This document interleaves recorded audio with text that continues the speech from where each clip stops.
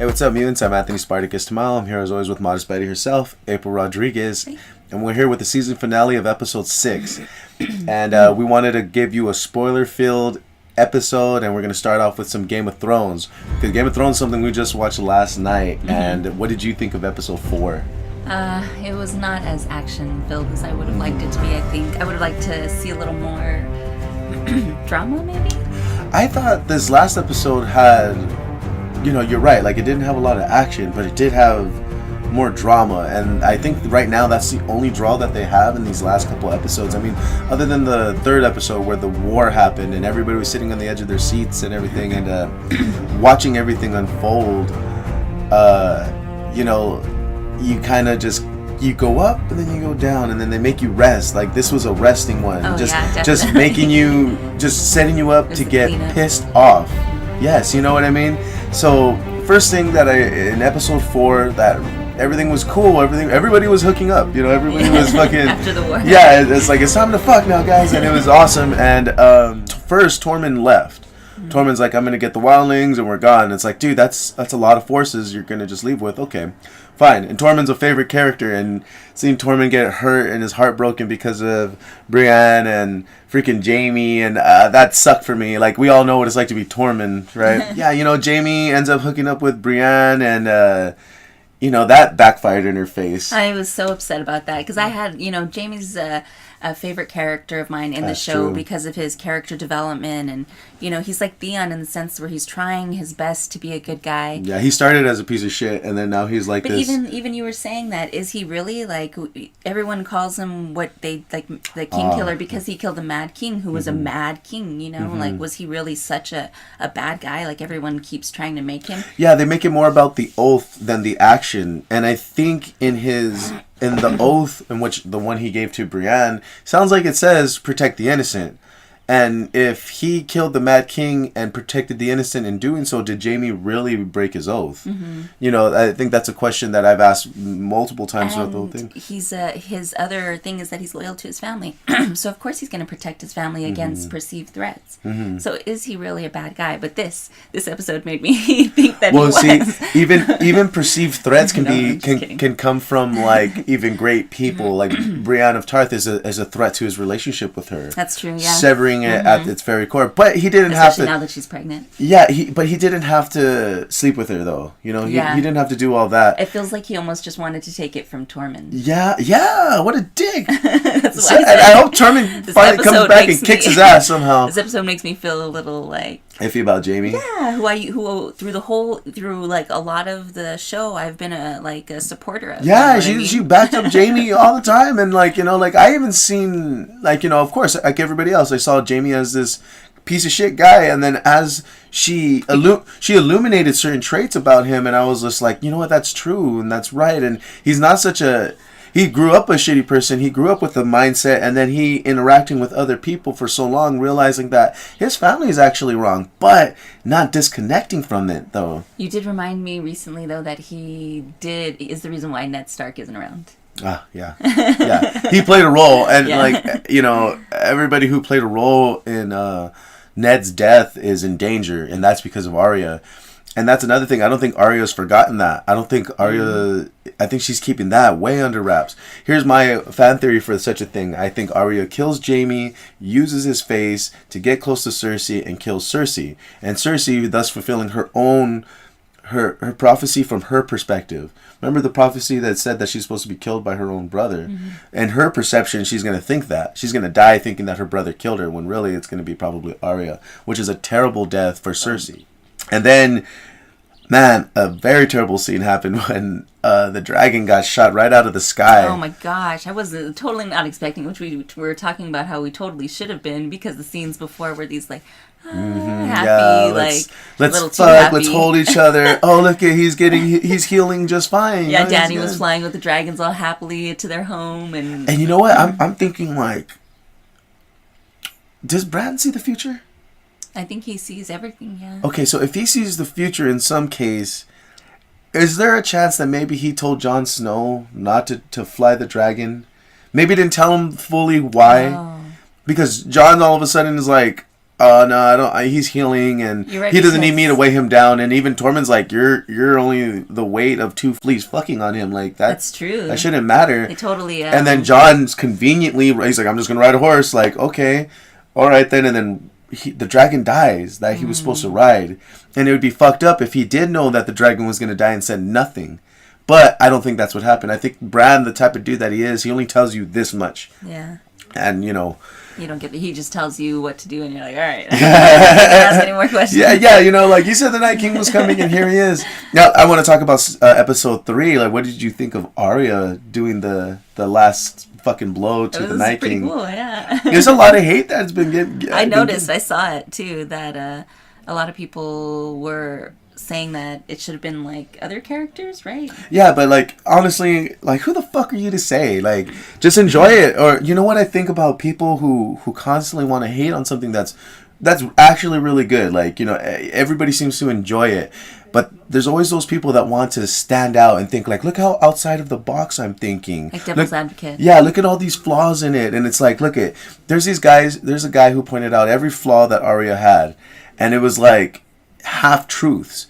Like, it was true of what he was saying, but it's like when you observe somebody taking his shit and you only talk about them pissing during the situation, you know what I mean? It's like, sure, yeah, they pissed. They took a piss while they shit, but I mean, the big picture is that they're shitting. You know what I mean? And what this guy is doing, he's just like looking at all just like the little things that Arya did wrong. Mm. And it's like, well, they're like, oh, she got stabbed by her opponent 2 times, and as if it was like like it is a fucking tragic, and it's like she slipped up by letting her stab her, yes, but her recovering from it and then killing her enemy, that's something he didn't illuminate in his little fucking list that he made of Arya. So I don't know, like I wanted to talk a little bit about how the White Walkers, the Whites, and the Night King himself weren't formidable fighters.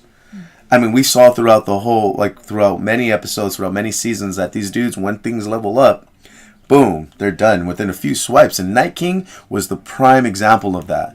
Like, he didn't fight anybody. The first person he touched killed him. You know what I mean? And he didn't want any of that with one-on-one with Jon. He got all his homies to stand up and everything, and he didn't want that. And so if you think otherwise, if you have, don't you come at me with the books and shit. But from what I see in the show, the White Walkers and the Whites and the Night King cannot fight. I saw on Reddit that someone pointed out, which I think everyone probably felt too, was Jon had said bye to Tormund and he said bye to Sam. And he didn't say bye to Ghost. I know, and Ghost was all sad. He was like, he even kept his distance from him, didn't even walk up to him or anything. Yeah, you know what? I think it's because it's the animal part of it. Like, Ghost wouldn't understand. He probably had to be like, stay there, because if I go over there and hug you, Ghost is going to be like, okay, yeah, I'm going to roll with you, right? Yeah. Poor Ghost, he's missing an ear. He looks like my dog. I have a dog that his name Pop-Pops, and he has a cauliflower on his ear, and it's like, boom, it's bent. Poor Papa. But that's what he looks like now. So now, what do you think is coming? Like, for King's Landing, Cersei, what is coming now? I think it's definitely going to be the Mad Queen. History repeats itself. Yeah, Dany. Yeah, Dany's she's losing all of her allies.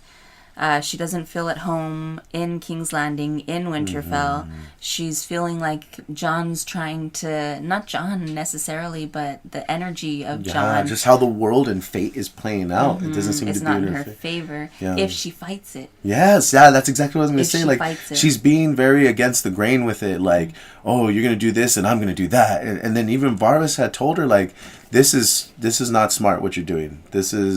You're doing something completely personal, and I told you from the beginning, I'm here for the people. And I'm trying to tell you that you're not here for the people. And then she had her, like, fucking her one-liner or whatever, like, I'm going to kill them all, or like, just some crazy shit. And then you're like, Varys has lost trust in her now.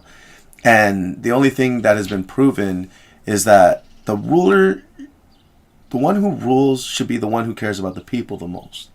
And that's not Dany. Dany cares more about title. And it just so happens to be Jon. And Jon not wanting the title is not enough. He doesn't want the title, fine. But he cares about the people. He always has. He's united. He's given his pride. He's given his dignity. He's bent the knee. He's done a lot of shit for the people. Now, you're willing to give up for the people, but not gain for the people. Finally gain for the people, you know? And Dany came from the background of being with her brother, what's his name? Viserys, yeah. Viserys. And his whole motivation was legacy and power. getting the throne back and not necessarily, like you said, the people, but kind of destroying the people, because those are the people that took the crown away from them. Yeah, and that half of that influence is hers. You know what I mean? She at least got half of what he wants. And so, like, that's the thing. She has a hidden Viserys inside of her. Oh, yeah. You know what I mean? And that's her childhood. That's her whole... Because she only knew him. That's the first half of her life, Yeah, they banned her, and it was just the two of them, and her motivations were to save people who were in chains, because she probably felt that way herself. Mm-hmm. But now that she has been unchained, you know, and she's unchained so many, and they've like supported her and put her on the throne, pedestal, you know, on the pedestal, that she feels more empowered, and now it's more about that. Okay, now I feel safe a little bit, so what is it I want? Well, let's explore that a little bit then. Like, with Dany and her army, does she, like, some of them I think, like, yes, because she freed them. But I think the other, and a big part of it is that it's fear. Mm-hmm. Like, she wouldn't have freed all those people up if she didn't have the dragons. And if the dragons... She wouldn't have been able to, Yeah, and if the dragons had their own mind, she would have nothing. You know what I mean? Like, she picked up a sword and stabbed a few White Walkers in the back, but let's be real, like, she can't contribute in any fight strategy or, like, when it comes to war strategy, it's made up for her. She has a lot of advisors. Yeah, she has a lot of people, like, kind of, like, doing it for her, and, like, people respect her. More symbolic. She's more of this symbol of light and everything than she is an actual warrior or anybody who applies something, you know? Jon Snow, he doesn't convince his men by way of like words or whatever. He does it by action. He convinces everybody to follow him and be loyal by what he does for the people. He's like, yeah, I don't care. I'll give up that for you. I'll give it up. He's a great president. And if you look at these two, like Dany and Jon running for president campaigns and seeing what they've done and the camera being on them the whole time, it's like, I would vote for Jon Snow simply because Dany will burn your ass just because you don't agree with her, you know. But you know. Not to say Cersei's any better though. So what do you think's in store for her? She named Euron the father. What's that mean for Jaime? Well, I think Jaime or Tyrion. I don't know why I'm leaning towards Tyrion, but I think Tyrion's gonna kill her. He deserves to. That's why. But I think her and the baby are gonna die. I don't think they're gonna make it. And Euron, God. What's her angle naming him father? Oh, because I don't know, honestly. I don't know why she kept saying how she was open about her and Jaime's relationship, but all of a sudden now she can't be.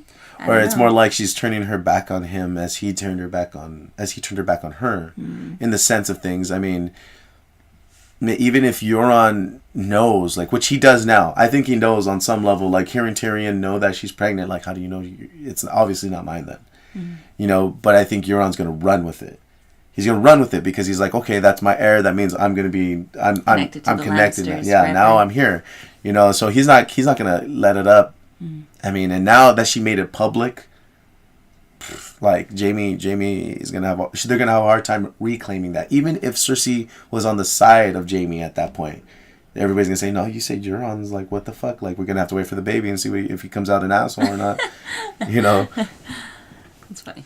But let me see. Other than that, what about Qyburn? Qyburn, the Maester, for the Lannisters and everything. Like I think they've yet to show his full power. Like he's very mysterious. Yeah, and like he's sealed off, and I think he has some mad scientist shit waiting for us. You know, he's still in the remaining episodes. And I kept watching that fucker when in that one episode when they brought the white to Cersei to prove it. I was watching him. I was like, hey, give me that hand.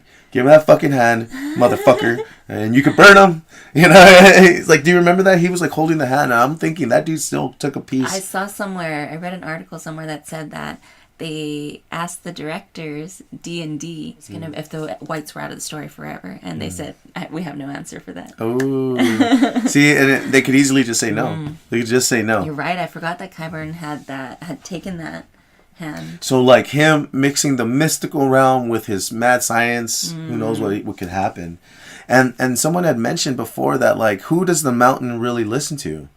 Does the Mountain, like ultimately, like, yes, he'll listen to his queen and everything because that's what Qyburn told him to do. Qyburn, does he listen to him more? Like, does he listen to Qyburn? Does he have ultimate control yeah. over him? That's a good... So, I mean, that'd be crazy. Like, if anybody pisses off Qyburn, that could be the end of them, depending on the situation. Like, one more thing. Gentry being legitimized by Dany. Yeah. That was a little theory I was playing with before, and it was just like, it was a long shot, but Gentry being a bastard and everything, I was like, nah. Like, but Gentry having title now. He's a legit Baratheon. Does that make him have some kind of entitlement to the throne now? Was that a good move by Dany to secure her spot a little bit better? You know, like, okay, now there's a 3-way fight now. Like, what's gonna happen now, Jon? You know what I mean? Like, he's in front of you, you're in front of me. Well, who the fuck is going to be the real queen? Is it the one with the dragon or 2 fucking boys? It's going to be like, well, I don't know. Jon Snow's crazy enough to jump on the back of a dragon. Like, it doesn't matter who's best for the people. You know, and Gentry, I mean, fuck, man. Just, that guy's had nothing. He might be a good leader, but, I mean, I don't see him at that point yet. He needs more XP points, you know? But his little love interest with Arya really went down in flames. Just she looked at him like, in that movie I like, Little Women, Winona Ryder gets proposed to by Christian Bale, and they've been friends for a long time, and he proposes to her, and he's just so in love with her, and she looks at him, and her eyes get so big, and she's like, I like you, you know, but not like that. It's like, who got shot down worse, huh? That dragon or the Gentry? Yeah, Gentry got shot down. See, but the thing is that we watched it with my father, and he had mentioned that, like, he went about it all the wrong way. Like, that's not how you get a woman like Arya. No, definitely. And, you know, like, you do it through war and adventure and battles and stuff like that when it comes to her.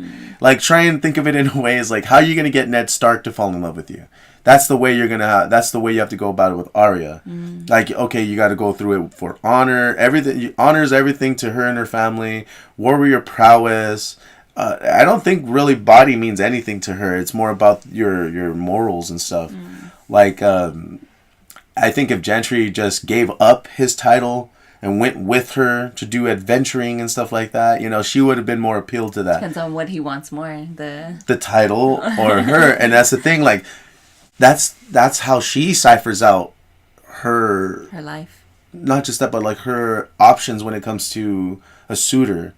You know, it's like, okay, well, you're gonna have to go here with it. Like, you know, you're gonna have to go this far. You're gonna have to give up as much as I've already given up.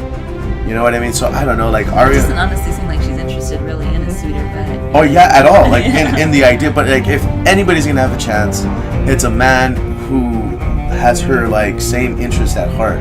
Like, it's okay if you have a few differences and stuff, but like the killing, the assassinations, the adventure, it has to be there. And you know, she may not ever want to get married, but she's only gonna be, you know, attached to you. Who else is gonna be like that?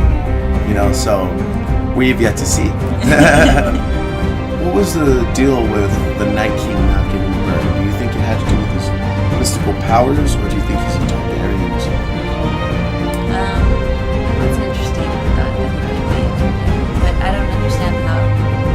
I want to understand how that would play into the story still. You know what I mean? Yeah. And they also had a theory that he was Jon's father. I didn't read that through and through, but they're like, I'm going to look into it. But they said that there was a good chance that that's the reason why the Whites didn't kill Jon, but just slowed him down. You know, he was surrounded, but how do you survive that shit? You know, like, you really wouldn't. They've been killing everybody, like, on an army, and then it's just Jon right there. Like, I don't, you know, zombie hugs, you know?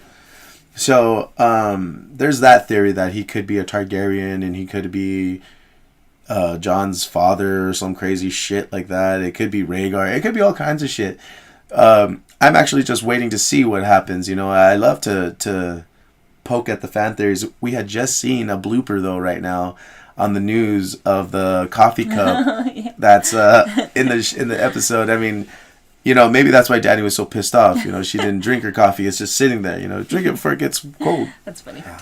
We're gonna move on to the fantastical fan favorite, Rumble.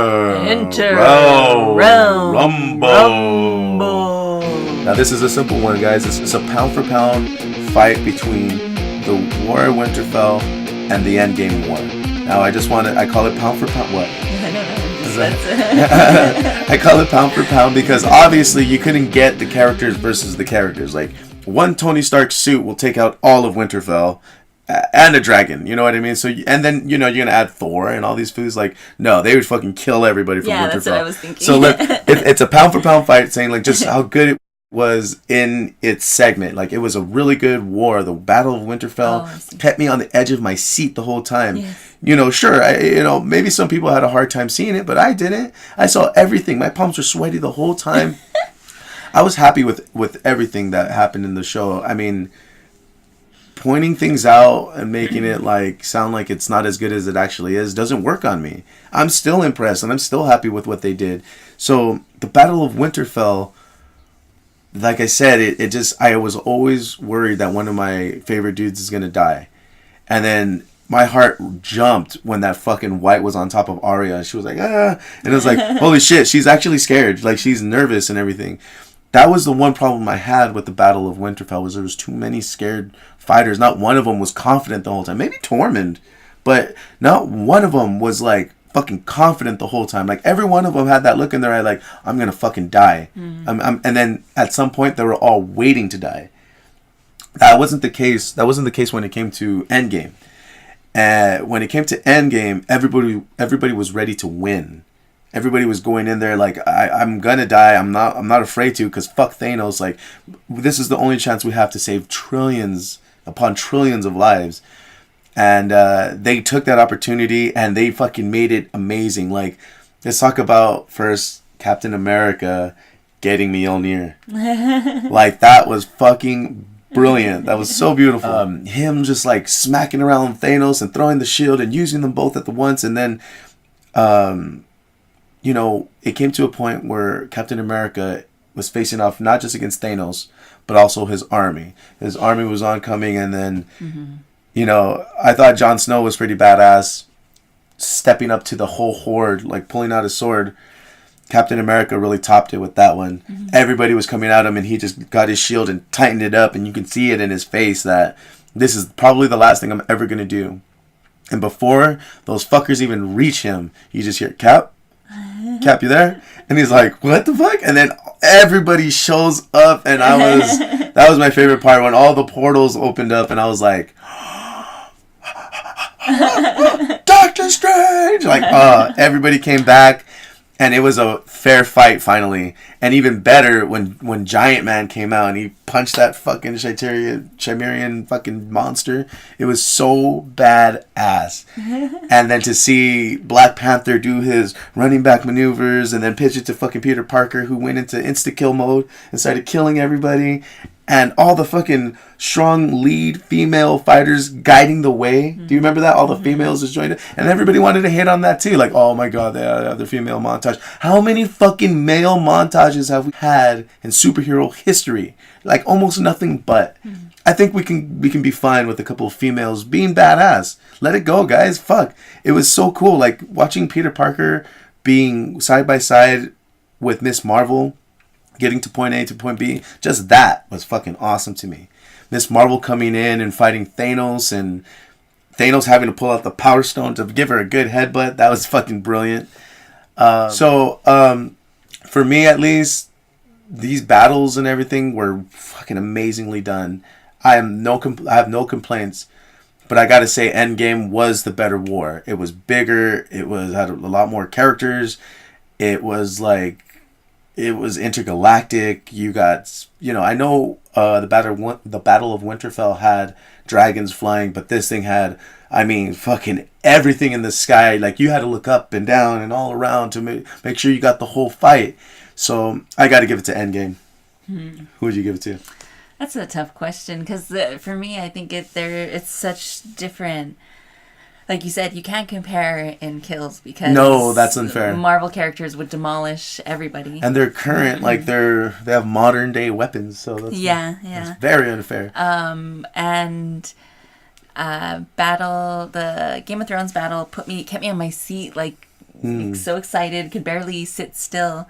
But Endgame made me feel like a sense of completion. Like, I knew Marvel wasn't gonna kill off all my favorite characters, but there was a chance there was some of them, though, that they fucking killed off. But there was a chance that Game of Thrones would kill off all of my You know what I mean? Like, but I guess that was the thing, though, like, when it comes to the war, it also can bottle down to this. Like, the actual strategy behind the Avengers in that war made sense.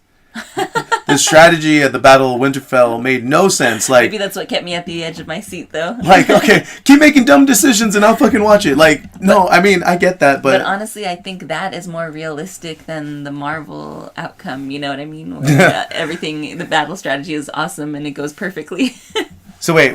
You think the battle strategy in Winterfell is more realistic, yeah. Because it fell apart? Yeah. No, I don't think it fell apart. They did dumb shit, like, right off the bat. Saying, yeah. It didn't fall apart. Like, what happened was that they sent out that's what I'm saying. I know that. I'm saying that I think it's they made themselves fall apart. Yes, yeah. I think it's more realistic because the battle strategy wasn't well put together, and I think that's probably what happens when you have a lot of people trying to make decisions. And well, when you have brilliant minds like Tony Stark and from Bruce Banner and Peter Parker, even, like, there's too many brilliant minds for it to go fucked up. There was nobody in Winterfell that has that mind. Nobody.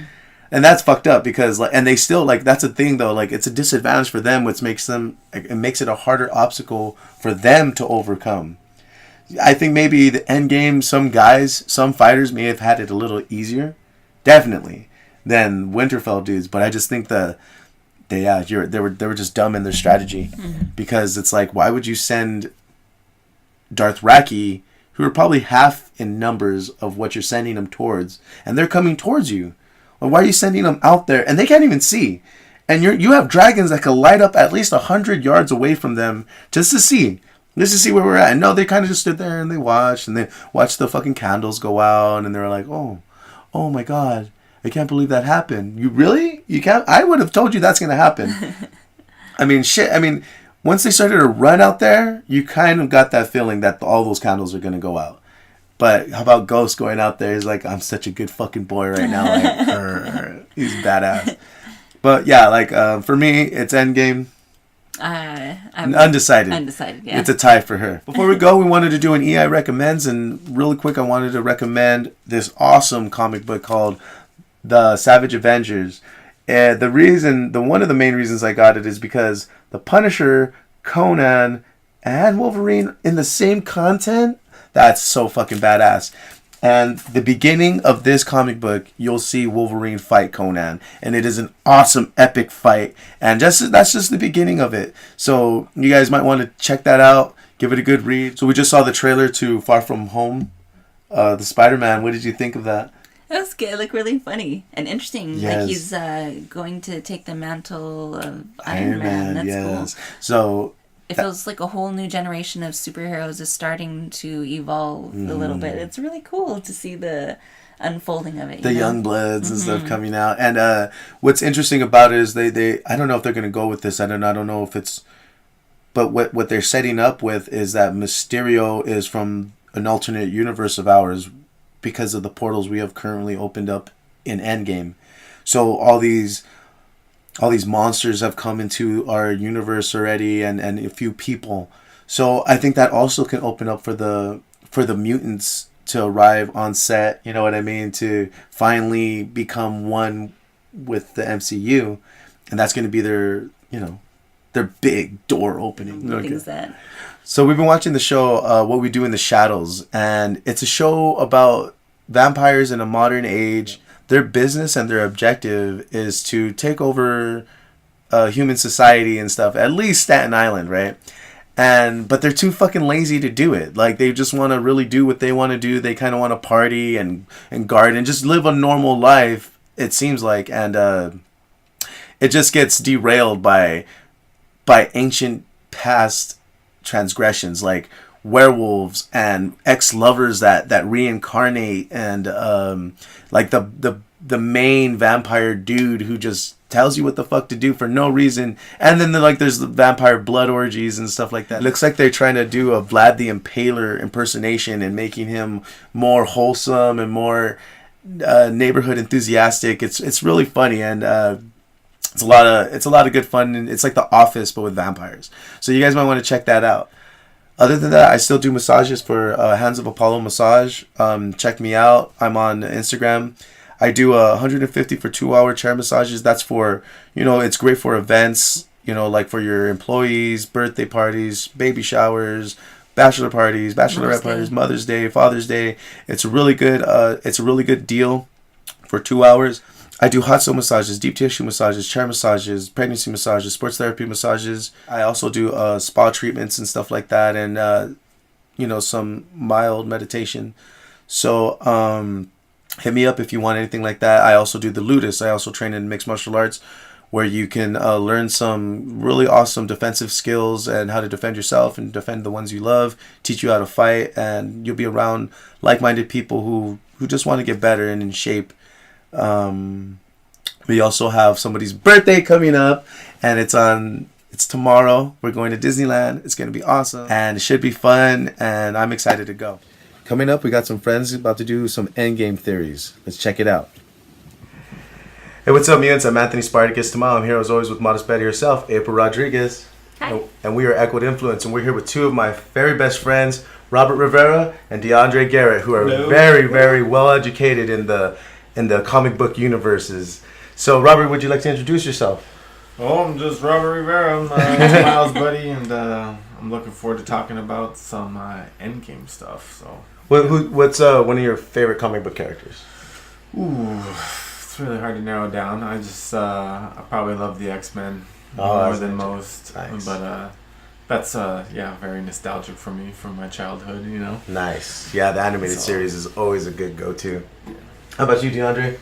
For me, it was always Superman. It was always Superman that really inspired me and motivated me. So during football season too. Nice.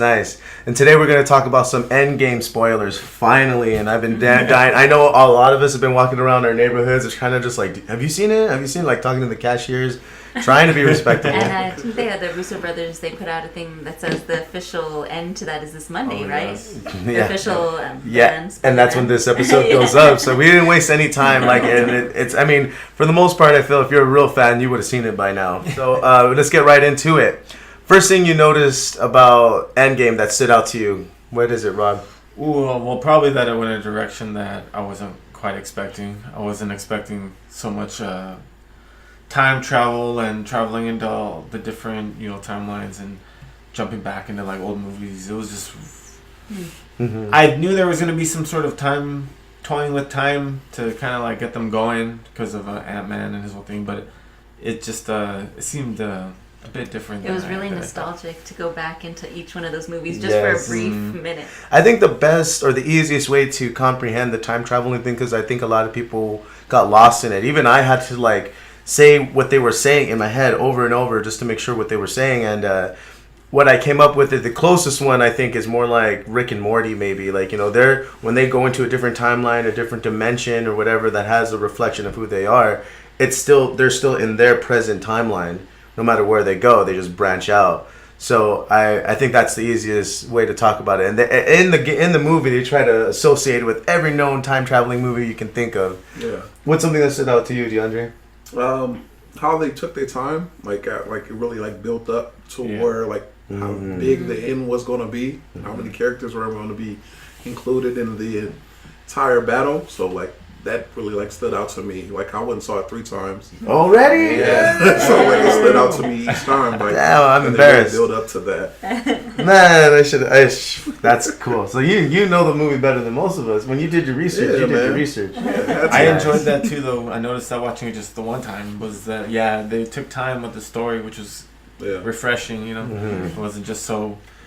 Okay, now let's move on to the next guy. Who do you guys think is going to be the next big threat? Now that Thanos isn't exactly there anymore. Maybe Dr. Doom. maybe. Doctor Doom. Oh, I'd like to see a Doctor Doom. How about you, Deandre? Possibility. It could possibly be Galactus, or just another threat that's from out in the galaxy somewhere that they haven't experienced just yet. I was thinking like something along the lines of that. Like, are they going to keep it in the galactic realm, or are they going to move on to something more grounded? Or I was thinking of Mephisto. Mephisto, he's kind of like in between that. Like, he's in between a galactic dominance and ruling the underworld, pretty much. You know, he's basically the devil. The devil. You know, and it would be. And I heard that Gabriel Luna, he's going to reprise his role as Robbie Reyes to be the Ghost Rider in a Hulu series. So that'd be really cool to bring up Mephisto and maybe even have a Johnny Blaze cameo and stuff like that. I'm really looking forward to seeing his own show, as well as Scarlet Witch. Scarlet Witch is having her own shows along with Winter Soldier and Falcon. Captain America. Yeah. Captain America. What do you think about that scene? It was. I knew they wanted to lean towards Falcon being Captain America, but it kind of seemed a little bit like, okay, Cap's sitting on the bench, right? Mm-hmm. And who is really his closest friend? It's Bucky. It's Bucky. But Bucky kind of gave him that nod, like, go talk to the man, you know? I think what it is, too, is that Bucky is a guy who wants to establish himself. He doesn't want to be Captain America. That's a title that belongs to his homie. It'd be like if Nightwing, like, wanted to just take over Batman. And he didn't. He wants to be Nightwing. He wanted to be his own. So much damage, you know. Yeah, to represent Cap. Yeah, like I mean, it is in the like they have two different versions of him in comic books. Whether Bucky is him or Falcon, and they're both pretty awesome. They both look good in the Captain America suit. I remember seeing Falcon just easily kill one of those big old monsters with his wings. Oh yeah, he was like, I was like, dude, that's one good scene for him. They need more good scenes with Falcon. Like, he's been flawless for the last couple of movies.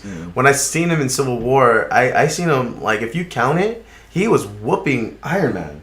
He was whipping him, giving him a what for the freaking the Red Wing and everything. It was cool. Now that things are like that, and Tony Stark doing the snap, do you think it opened up any alternate dimensions?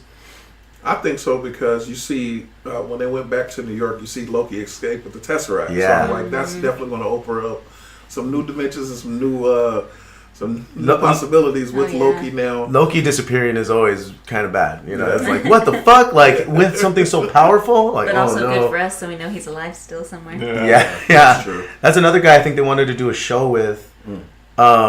But yeah, like anytime when Loki gets a hold of something so powerful, like what the fuck is he really going to do with it? He obviously is not going to go to Thanos with it. Yeah.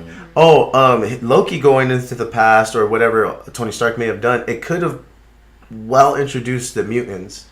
For the new mutants that we've acquired and everything, it could hopefully like maybe say, okay, now every remnants and every outworld DNA has come and has intertwined with our world at this point. You know what I mean? Whatever it was, they brought it to Earth. And now that shit's just sitting around, and now it could be implanted in future genes and whatever and create mutants. Or maybe it's been there for so long already that now it's evolved. There's a Logan maybe, or there's an alternate universe of these things that just had somewhere that needed to go. Like, I want to insert the mutants in here so badly. And I'm just curious of how. Have you guys heard of the Eternals? That's Phase 4? The Eternals? I haven't heard of them. I know a little about them, though. Yes, I'm excited for that. If you guys get a chance, read it by Neil Gaiman and everything. It's freaking fantastic. These guys are just... Every time I talk about them, I always say that if you got the Justice League and you teamed them up with the Avengers, they still couldn't beat these guys, the Eternals. And these guys, every time they die, they come back stronger. And I'm very curious on how they're going to do it. Hercules is going to be one of the lead roles, and I'm excited to see that. And then with Hercules might come Ares.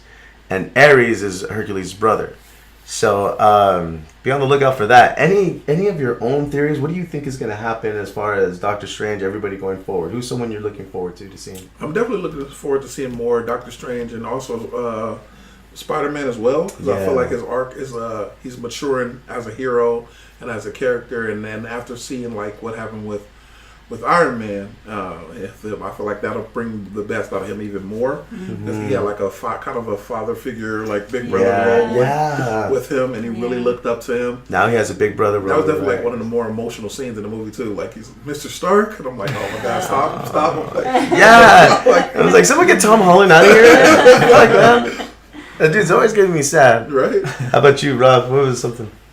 I don't know. I mean, at this point, I think they set themselves up perfectly to do anything. Like with the whole, it's like you were saying with the time travel. It almost like wasn't time travel. It was like they were going into different realities. Yeah. And it's because they said, "Oh, what we do, it's not going to affect us." So it's like you're really messing with some other timeline reality type willy-nilly, yeah. You know, Nebula shot herself and it had no effect on her. Yeah. So it's like they could tell stories from any point at really what they want. They even said something about the stones all being on Earth for so much that it's like sending an energy wave kind of like out from Earth. Yeah. So that pulls things in. It's like I think Fury might have said something at one point early on in the series about like, you know, the further they go, the more threats are gonna come from them, you know, technological wise, and leave their shit here. You know? Yeah, it's just trouble, you know. What's something that you're looking forward to seeing in the future? What do you hope to see, like somebody? I gotta lean on just Strange and Spider-Man I think will be like the main. I think Doctor Strange could really take that role of like the Iron Man kind of. Yeah. Like he's gonna really hold things together because he kind of has to. He's like the man, you know. And he's got so much knowledge. And I think Spider-Man's really at the launching point of like they introduced him, he's had his movie but it seems like he can really move forward being the face of Marvel like he should be, you know. That's what he was to begin with. But and anything cosmic too. We get to see him grow into Spider-Man too. Yeah, like right now he's young and everything, but he's in his 20s realistically, and I mean he's playing a high school student, and before you know it, once we're gonna have a 2-year gap or whatever, and you can see Spider-Man like this buff ass dude like just whooping ass. That's what I'm looking forward to seeing. And what's one of your favorite scenes from the whole movie? It was Captain America when he gets when he becomes worthy. When he gets Mjolnir, just starts fucking. That dude was badass. He was just whooping Thanos too. It's like a bunch of, like, not heavy hits, but like just stick and move. You know what I like too is that Captain America really, and then even in the first movie, he stood no chance against Thanos. Oh yeah, but with Mjolnir, he probably can't even beat him, but he can put up a fight. Yeah, he gave him like a threat, hey, this fool's hitting me pretty hard. He instantly started hurting him like pretty good, so I really enjoyed that. Yeah, Thanos felt real disrespected. What was your favorite scene from the whole movie?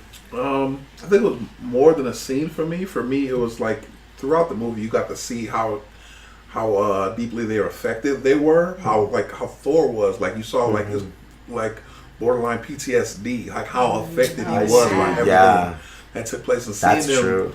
Even the scene with Cap and he's in with the group and they're talking about how they've like been dealing with the aftermath of Thanos. And, like a group therapy. Yeah. Like, so to see like them dealing with those emotions on a deeper level was like something that really stood out to me and I appreciated. Like the realness of it. Yes. It's those in between the epic shots. It's like, well, where's the human part? Yeah. And there's the human portion. Yeah. I know for me it's obvious. I think it was when everybody showed up for the war. It's when it's another Cap scene where Cap just said, you know what, you may have your army, but I'm still gonna fight.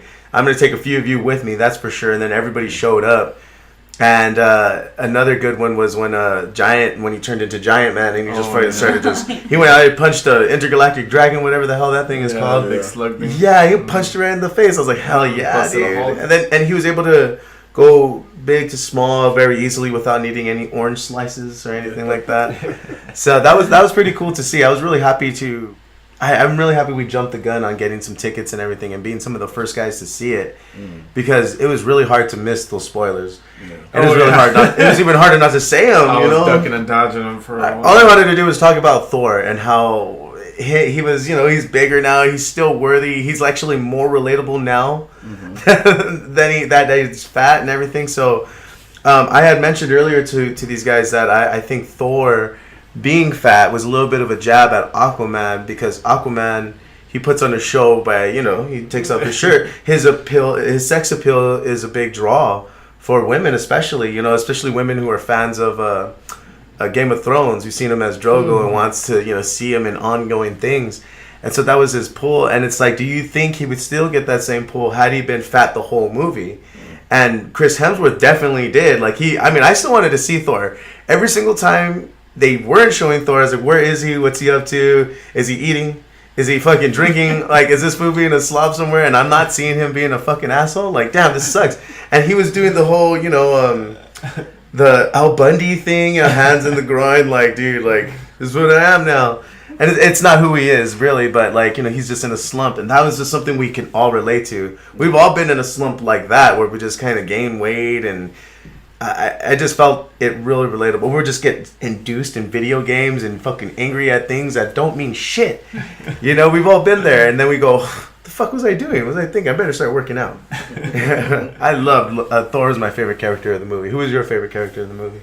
Favorite character of the movie? I mean, I guess if I want to go with someone a little under the radar, maybe like Ant-Man, I think, really got the ball rolling for the whole movie. Like that rat. He came out, the rat, and then Ant-Man was so kind of like sporadic at the beginning, like coming into the world, and like everyone was kind of like, ugh. And then he came in like, what the heck is going on? Like he had all this energy. He had like ideas, and he was like throwing things around. I would like to throw out Rocket too, because he's kind of underappreciated. Yes, because I think for so what too. he did in this movie and Infinity War, he was like the perfect sidekick, because he was working with Tony Stark, building the time machine. And in Infinity War, he was with Thor, helping him get. He's a huge contributor, no matter where he goes. In the Guardians of the Galaxy movie, he could kind of be like a nuisance sometimes because he's like kind of a nut. But in these ones, he really like held it down. Yes. And I think those are the lessons he learned in the Guardians of the Galaxy movies, was how to play with others,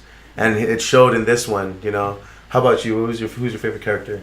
America's ass. That's a good one. Which America's ass? The future or past? What did you guys think about that fight between Cap and himself, where he fucking Martha'd him really good on that one? Yeah. Well, I like that Cap showed some knowledge. Like, he used his knowledge, and like in that moment when he was fighting himself, he mentioned Bucky because he knew he wouldn't get that moment of meditation. Yeah. And then when he was in the elevator, he used the Hell Hydra to get out of there without conflict. That's true. So it kind of showed that he learned. Yeah, he's cool. He's not always like, he is usually putting on this honorable ensemble all the time. Like, I never lie, and then find out he's really good at lying. How about you? Who's your favorite character? I would say my favorite character would have to be Hawkeye in this one. Yeah, Ronin. Like, how the movie even starts, like with him losing his family. Like, turn around and his daughter's just like gone, and then look at his wife and his boys are gone. And the movie itself kind of started off suddenly like, oh, is it starting already? Yeah. It's like, whoa, hey, easy, put it in easily. Some spin on there, please. He's like, he turned around, like, imagine that, like, just turning around and everybody's fucking gone. No explanation, no reason why, just like, I just know that they're gone. I don't know if they're in any pain or if they felt nothing. Like, that would fuck with me a lot. Yeah. I would be thinking about them just nonstop, and then just getting that one chance to, to bring them back, you take it. Yeah. And the scenes as Ronin was just badass. That's what I seen in Tokyo. Oh, yeah. He massacred those guys. And then, like, I noticed when he was fighting those, what were they called? I don't know what they're called. They're like vicious space wolves or whatever the fuck they are. They're like demonic. And he, like, in one swipe, just like, as he was falling, cuts him in half. I don't know what the hell that blade is made out of. Yeah. But in half, one swipe, like he was Achilles. Boom. And then he had just lighting him up. Like, that was cool, man. He was really... Hawkeye has really earned a spot for me, particularly, even like before the movies came out. Because he was in... I used to play the video games, and when you play the video games as a kid, that's when you realize, like, oh, there's a difference between DC and Marvel. That's how I learned it. That there's a difference in universes. I couldn't pick Hawkeye in a video game where Batman's in, and it was like, okay. And so, like, I constantly thought of Hawkeye and wanted to know more about him and realized that he's not that different from Batman. He pulls his own weight. He just doesn't have money, which makes him a little bit in, the disadvantage which he has to overcome. And I don't know. I've always liked Hawkeye. He's taking out guys he knows that are better than him, and he makes them even in a neutral setting. And I think his and Black Widow's story arcs from the whole saga is, they're strong because they never had their own movies even. Mm. So you feel so connected to these characters, and they've never even had their own standalone movies or nothing, but they've been there. the whole time, and you get their characters. And they deserve their own. When Hawkeye and Black Widow went to go get that Soul Stone, like, and nobody told him that what could possibly happen, you know? But he had to know, right? Yeah, right. Yeah, yeah, I mean, like, who said it? Someone had said that, like, Ant-Man's the one who was like, not it. I'm not going. As if he knew.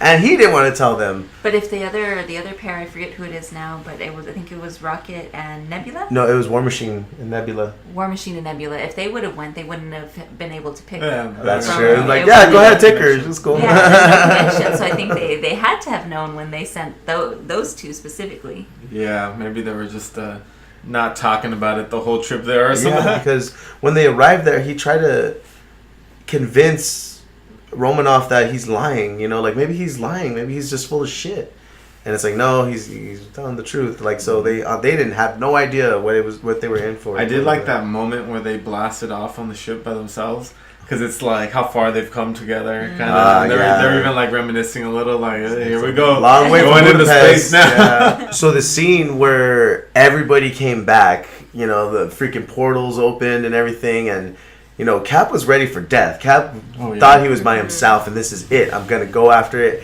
And then just the relieving feeling of everybody showing up. Like, the sorcerers, they all show up, and they all start just doing work. Especially Doctor Strange, like, holding big old freaking, what was it, a waterfall, just holding it up.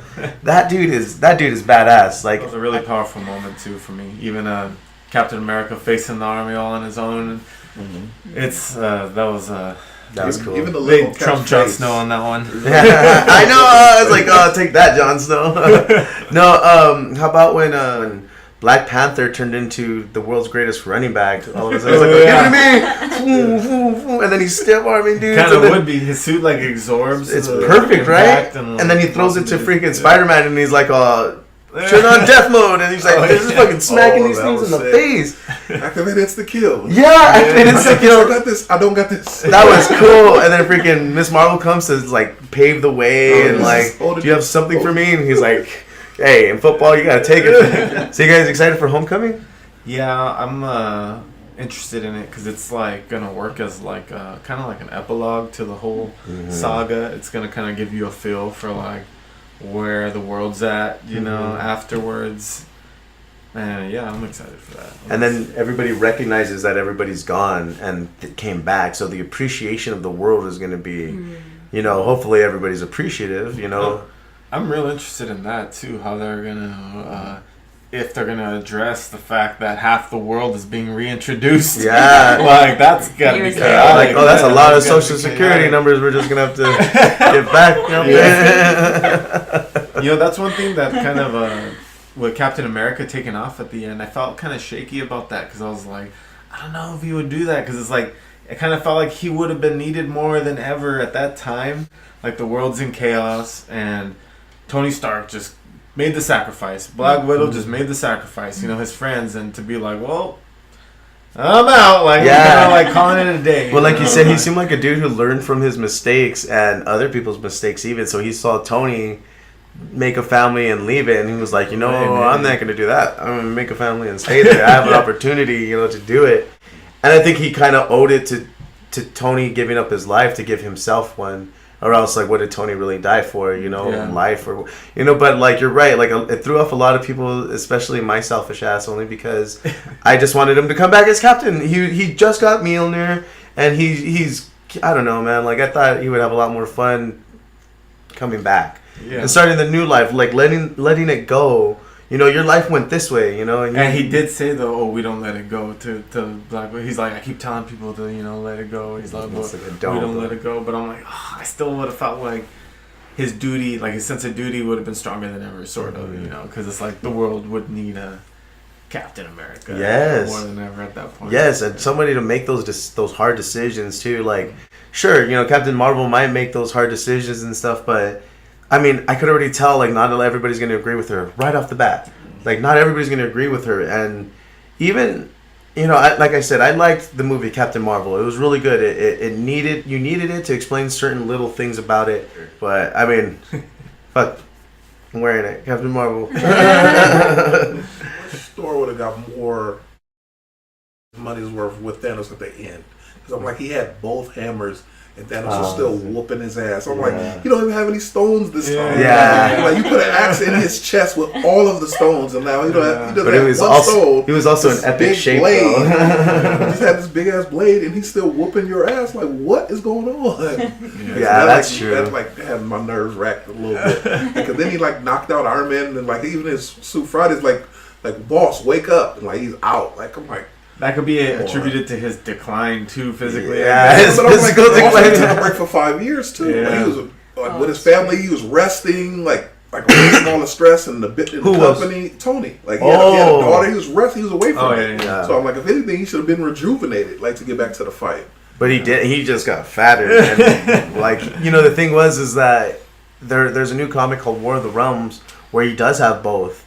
And he's in shape, and he has a fucking indestructible arm, and he's killing all the frost giants. And he's doing work, like what he should have been doing in this one. But they had to, I feel like they couldn't, at the same time, give Thor all... They can't reveal all of Thor's power right now. No. Because they need to make ongoing series with him being with the Asgardians of the galaxy and shit like that. Right. But still, man, you're right. Like, I really wish that... I was telling her, like, there's Asgardian technology. Why couldn't he just zap back into a beautiful body? I was waiting for that moment, even though it kind of would have been kind of corny. But I'm like, so when's it going to happen? Let's see the body guy. I thought that Thor's story arc from the beginning has been probably the most risen. And, like, in Infinity War, he was, like, the MVP. He, like... From the get-go, he had a plan. He was the only one with a game plan. Whooping all kinds of ass. He knew what to do. He knew where to go. He knew what he had to make, and he did going through those ships like Miss Marvel did. Going through them with Stormbreaker. So it really felt like he was like, oh, this guy's like literally he's the strongest right now of the heroes, and he kind of took a dip, and it was kind of like, oh man. But if Endgame is seen as like the end. It is the end for Tony Stark and Captain America, but Thor, he is going to continue. So there is that extra room for redemption. I think that's also a thing that they wanted to show too, was that like any team wants to show that our team doesn't consist of this one badass dude. If he falls out, we're just going to put the next guy in, and he should do the same job and whatever. And in that case, I guess it was Ant-Man, right? Ant-Man just came with his mind, and he was really smart. The Big Lebowski, when he was doing the whole... showing him the headquarters, telling him what's what and everything, and he was just like asleep, like. But I'm telling you, like that's all I wanted. I just wanted to see Thor the whole time. Like when he zapped, his hair was all up. That was beautiful. Yeah. I guess I might have one complaint about the time travel a little bit. Because they kind of, the rules of like time travel within movies is typically whatever they say the rules are, that's what the rules are of the movie.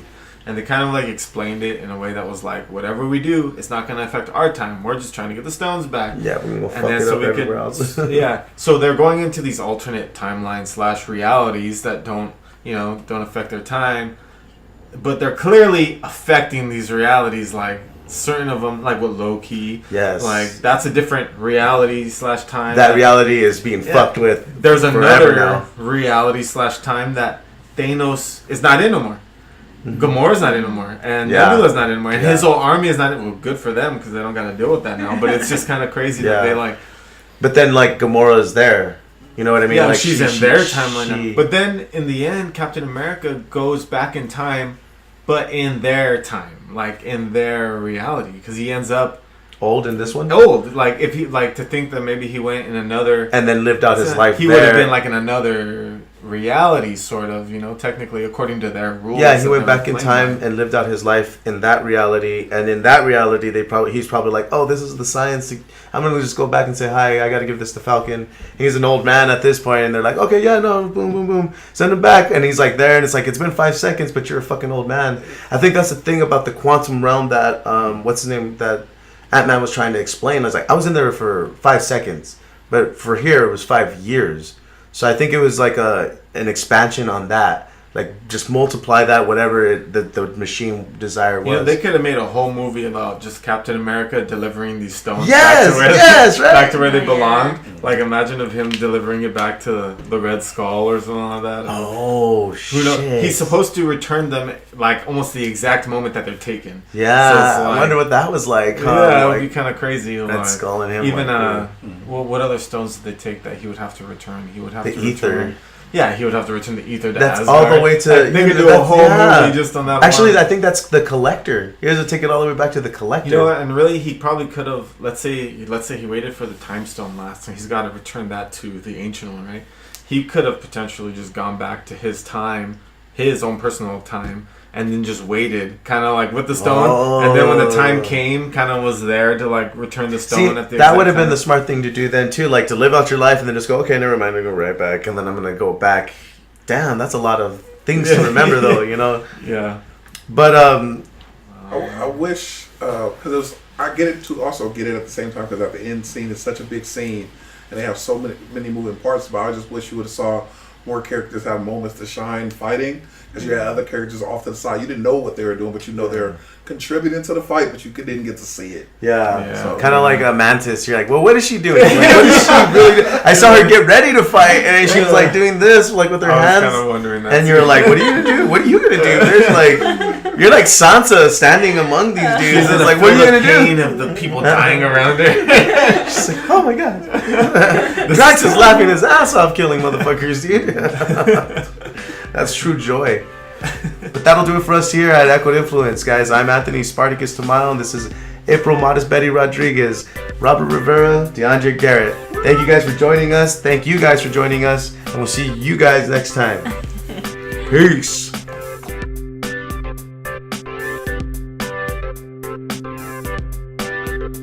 So guys, check us out, like, subscribe, follow us, let us know your input, your fan theories. We'd love to hear them. We also got a video game night coming up again, and we also going to do the season finale for Game of Thrones. So stay tuned for that, and we'll give you some information on that. So we'll see you guys next time. Thank you for joining us.